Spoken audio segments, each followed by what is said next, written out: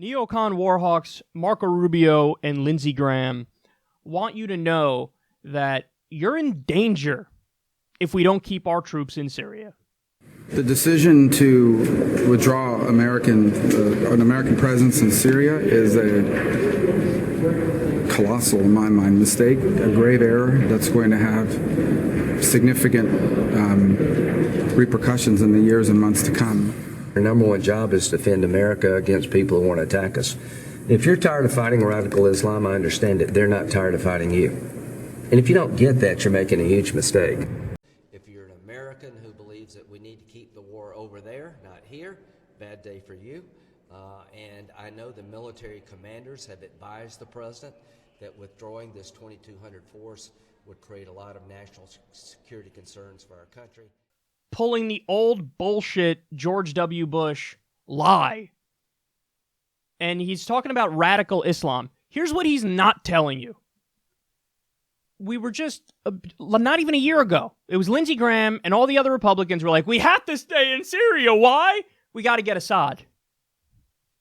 Wait, what? So before it was we got to get Assad, the head of the Syrian government, and now it's, we got to stay there to fight radical Islam. But wait, you just wanted to fight Assad. 60% of the rebels who were fighting Assad were Islamist extremists. So you, a year ago, wanted to align with the Islamist extremists, the people from radical Islam.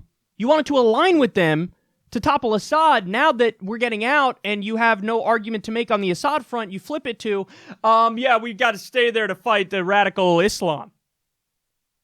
Guys, this is a war, illegal war, undeclared war. Congress didn't vote on it.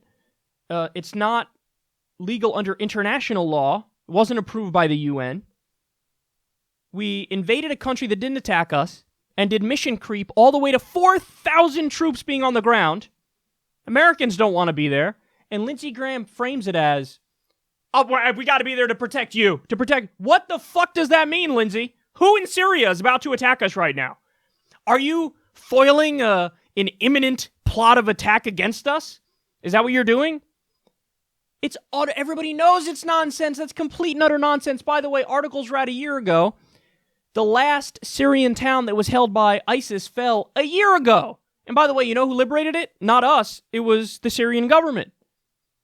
So, Lindsey Graham, listen, he doesn't care about the details. He just wants more war. He just wants us to be in more places. Because he's a neocon warhawk who believes in American exceptionalism, which means American supremacism. So he loves the idea of us as the world's sole superpower. He loves the idea of us above the law. And it doesn't matter. He'll use any argument or non-argument to try to keep us overextended and wasting all of our money on needless interventions. It's so fucking frustrating, man. Marco Rubio said, it's a grave error to pull out. Yeah, it's a grave error. I mean, this stuff is unbelievable. And how many times do I have to bring up these facts, man? But when we're in Syria, we armed both sides in a fight. We CIA-backed rebels, fought Pentagon-backed rebels. Think about that. We're fighting both fucking sides in a war. We backed rebels who were aligned with Al-Qaeda. We backed so-called moderate rebels who beheaded a child. And Lindsey Graham is still trying to tell you, like, oh, we got to stay there because bad people want to attack us here at home. You were in favor of arming those bad people who would actually attack us at home. Now, they're not going to do it because they got their hands full over there fighting the Syrian government and fighting others. But you always wanted to arm those people. For fuck's sake, that's what Ronald Reagan did. They referred to Osama bin Laden as a freedom fighter in The Independent, a UK newspaper. Why? Because back then, Osama bin Laden and Al-Qaeda and the Taliban, it was the Mujahideen at that point in time, they were fighting the Soviet Union. We are so anti-Soviet Union that we're like, great, let's arm these freedom fighters. Turns out those freedom fighters were Islamists and jihadists.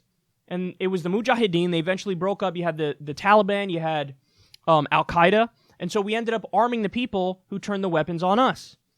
And Lindsey Graham wants to do the same thing as he pretends like he's the one who's fighting radical Islam. No, you armed it every single fucking step of the way and supported every step of the way.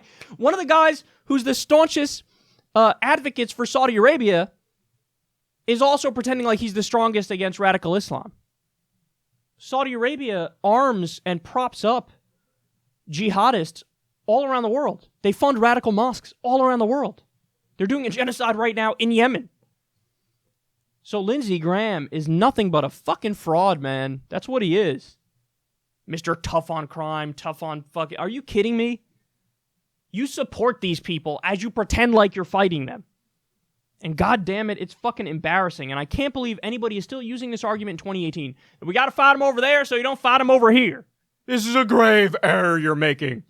By getting us out of an illegal offensive war against a country that didn't attack us, a war where half the time we back Islamist extremists.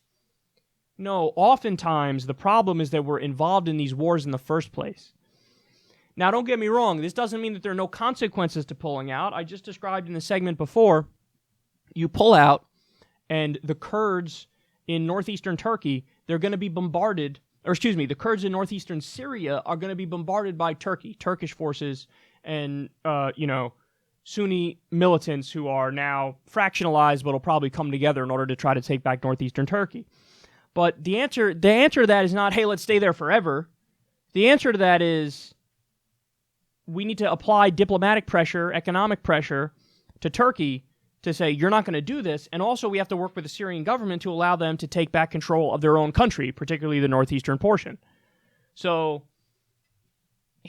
it's all scare tactics and bullshit to try to get us to stay in all these wars. And by the way, you're not going to be surprised to hear about this, but Lindsey Graham takes a tremendous amount of money from defense contractors, also known as, in real life, offense contractors, also known as the military-industrial complex. So, forgive me if I don't take the words of the senators from Raytheon and Boeing seriously.